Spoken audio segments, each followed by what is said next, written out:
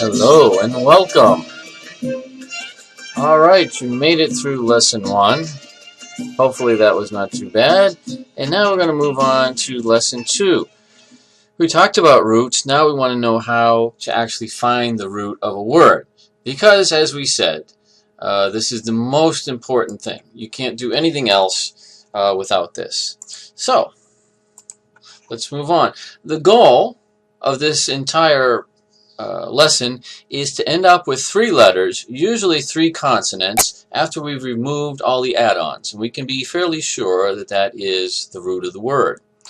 Okay, now I just want to let you know that once you've learned all the different patterns, which is what we're going to be doing for the rest of this course, you'll know exactly what to remove from a certain word to find the root.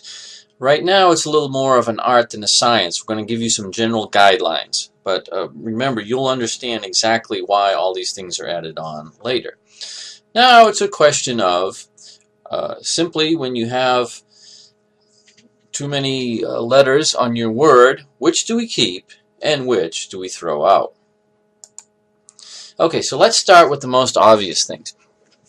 We know tamabuta is not a real letter. It can never be part of any root. And by the way, I hope you know tamabuta can never be on a verb. It can only be on a noun or an adjective. So if we see any word, a word like this, Zahra, we know right off the bat who's going to go. It's going to leave us with the letters ze, ha, ra. Okay, we know that's the root of our word. Good? That's okay. The prefix the, al, you also know is not part of a word, just like the door is not part of the word. Now, just beware, however, some words do have aleph and lam as part of the root. So we just want to make sure that this is an al that is added on. For example, we look at this word, ashofa. Well, we know the tamabuta is going to go, and we know the al is going to go. That leaves us with shin, ra, fa. That is the root of our word. Okay? Pretty simple. In each case, we keep ending up with 3 consonants. That's what we'll look up.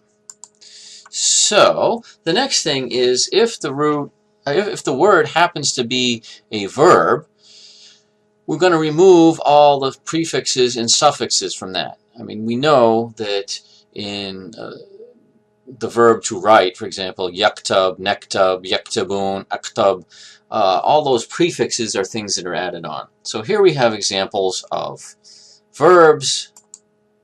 Okay, we're going to remove all the prefixes, the suffixes in the past tense, right? Darastu. We know some words like the hum have a ya in the front and an un at the end. We're going to remove that. And remember also, of course, the sa, the seen at the beginning of a word. That's the future marker. So in each case, we remove all these things, and we're left with 3 letters in each case. Those, of course, are our roots, the roots of those words. That's if you didn't know what any of these words meant, that's what you would go and look up. So let's just say you came across a word like yashrabun. You had no idea what it meant. Well, you'd go to the dictionary, you'd look it up under shin, ra, ba. Great? So as you can see, this is already pretty easy. So you're saying like, duh, I mean, I know that. Okay, well, some things to remove are not quite so obvious. So let's look at, after we've gotten rid of the easy candidates, who's left? Well, here's our first one. The letter meme at the beginning of a word is usually an add-on. Now, we're going to talk more as we go through the patterns. You'll understand exactly which patterns have meme on the front of them. But for the most part, meme at the front of a word is an add-on. It's definitely an add-on when we have 3 other consonant letters. So here, for example, we've got a meme, kaf, ta, ba. Okay, so we know that this meme is going to be an add-on. Here, sin, ba, ha, we know the meme is an add-on. Okay, in all cases, we remove those. Now, hey, that looks really good in some cases. Right, up here in these 2, that left us with kataba, sabaha. Those are our roots. Ooh, but what's the problem down here? Well, we got rid of the mean, but we still have 4 letters left. Well, take a guess. Who do you think is going to be our next to go?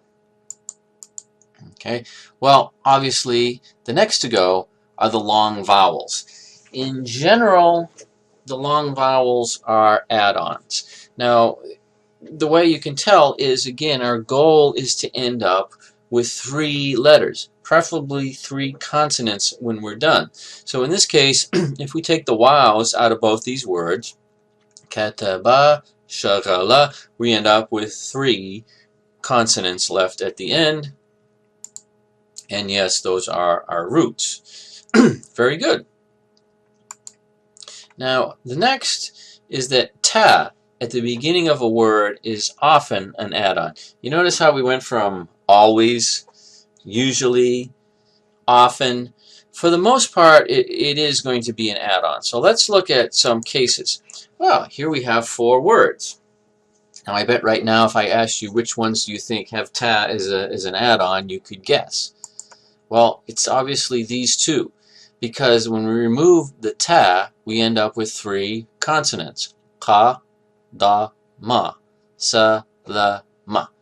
Okay, so we're left with the roots. What's the problem here? Well, if we take away the ta, we're left with 2 letters. Take away the ta here, we're left with 2 letters. So in this case, we can pretty much guess that these tas on these 2 words are part of the root. Okay, and in fact they are. Okay, those are our root letters. Now I'll just tell you as a general guide, if you look at the dictionary, there are very few roots that have ta at the beginning of them. So for the most part, if you end up with ta in front of a bunch of other letters, it's probably going to be an add-on. There are very few, there aren't that many roots that have it. Alright, so far we're cooking through this. Now we're starting to get into a little bit more fuzzy areas. In many instances, ta in the second position, in between the first 2 root letters, is an add-on. Again, how can you tell? Well, if we remove it, in this case, we remove the long vowel at the beginning, we remove the aleph, where we're left with this, we remove the ta, we end up with fa, kaf, ra. Okay, those are 3 letters that are not add-ons. So we know those are going to be the 3 root letters. That's the much better candidate. Okay, and in fact, that is the root of that word. Okay, but remember, what I said is this is, for now, it's just a guide.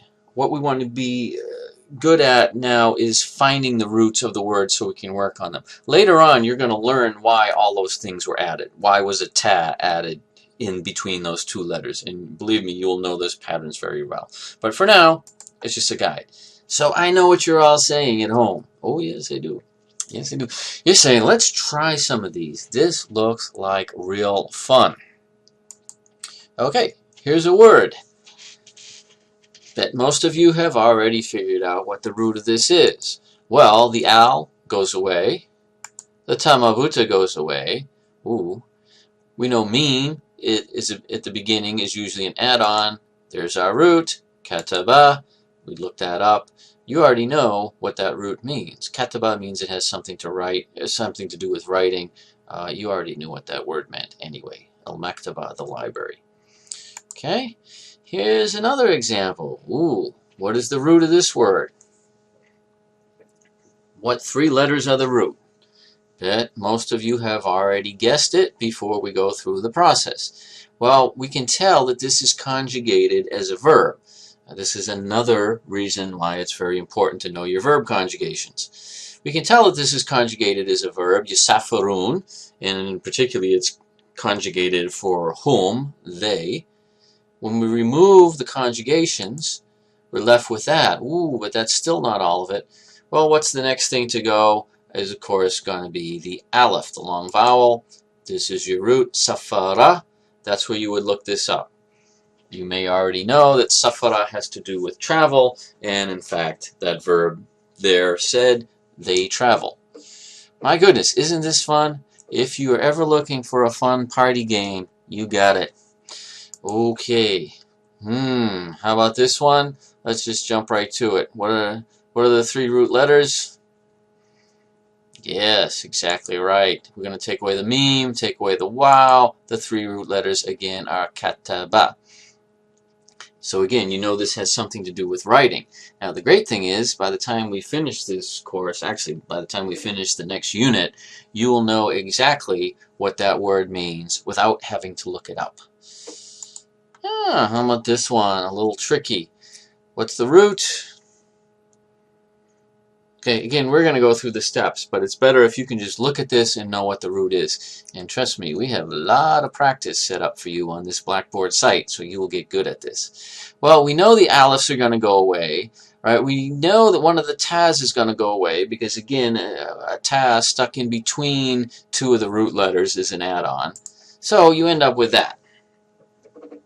Okay, so fataha is the root. Fataha, you may know, means to open, so this has to do with opening.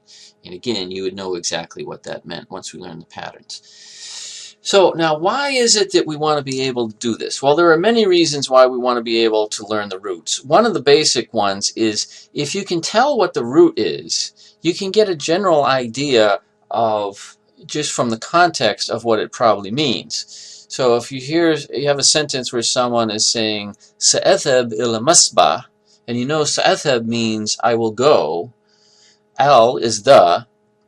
Well, you look at masbah, you might not know what it means, but if you know that the root sabaha has to do with swimming, I'm going to go to some place that has to do with swimming. Good guess, you're going to a pool. And this works pretty consistently for all words. Another reason that's very important is for use of the dictionary. Now, of course, if you say learning how to use the dictionary in English, that sounds ridiculous. I mean, how hard is it to use a dictionary? But using an Arabic dictionary is a little bit difficult. The only dictionary, excuse me, we just put that in to catch you. The only dictionary that is really worth considering at all is the Hans Wehr Dictionary of Modern Arabic. Really, this is just because of the quality of the entries that go into this. And so with Hans, he really nails down exactly how the word is used and what it means. Otherwise, you're going to be using words sort of, kind of out of context. So you want to be able to use the Hans Wehr Dictionary. The problem is the Hans Wehr Dictionary, like any good Arabic dictionary, is not arranged in alphabetical order. So if you had to look up a word like maktab, for example, you wouldn't look it up under meme. That's not where you're going to find it. It's going to be organized by root. So you would have to know that the root of maktab is kataba, and that's where you'd find that word. Now, that may sound like it's a hassle to you now, but actually, you're going to be glad it's that way, and you'll see that as we go through. But a lot of people buy this dictionary. They go online, they buy it. A lot of people get it for courses, like 100-level courses, and they have no idea how to use this thing. But it costs a lot of money, so it's good for Amazon. Okay, so why do you need to know root to use this? I'll give you a real example. Okay, here's a word, makhbaz. Now, you may or may not know what a makhbaz is. You may be able to guess what a makhbaz is if you have an idea what the root is and what the root means. If it looks familiar to any other word you know from that root, you can probably guess the meaning of this word. Let's just say you didn't. Well, you want to look this up in the dictionary. The first thing you have to know is what the root is. If you look it up under this first letter, meme, you are certainly not going to find it. You're not even going to be close to the right end of the book. But you're good, and you know that the root of this word is khabaza. Now, you have to go to Hans's dictionary. This is a scan from part of the dictionary. Under the root, it's listed by roots, khabaza. He lists them by the root here. So khabaza comes right before khabara, and in fact, news. Okay, so he lists the root here, what it means in general. Now you know this has to do with baking bread. And then you look to find your word, which is right down here, makhbaz. Makhbaz is a bakery. Now, if you knew the patterns, you would already know that that is a place of baking. It's a place of bread. You would know that. But by the time we're done, you'll know it. But the great thing here is not only can you predict the pattern makhbaz. Makhbaz is a place. Now, that pattern, because we've put a meme in the front, a sukoon over the first letter, that makes it a place of something. Maktab is a place of writing. Makhbaz is a place of bread, of baking. Masba is a place of swimming, and so forth. We're going to study all these in detail, but this is just to give you an idea. But look at all the other words we get. All these other words dealing with bread, and here's the great thing, is that every one of these other patterns is completely predictable. Khabaz. You would know that a khabaz is a baker, right here. Okay? You would know that khubz is bread. Khubza is an individual loaf of bread. Khabaza is the baker's trade. Makhbuzat, baked goods, things that are baked. You would know these. You wouldn't have to look up any of these because these patterns are all completely regular. As long as you know what the root is, you can guess all of these. And so that's the advantage of knowing the roots and then knowing the patterns. And the great thing is, suppose you didn't know what this word meant, you had to look this up, you would get all these other related words with it. And that is the beauty and the joy of knowing the roots. So now, time to go back to the Blackboard site. We have a lot of practice exercises and then a quiz that you have to pass to go on. But you're going to get plenty of review on these. The important thing is to really spend a lot of time practicing this, and you will get it down pat. For now, thank you very much, and we will see you soon. Ma salama.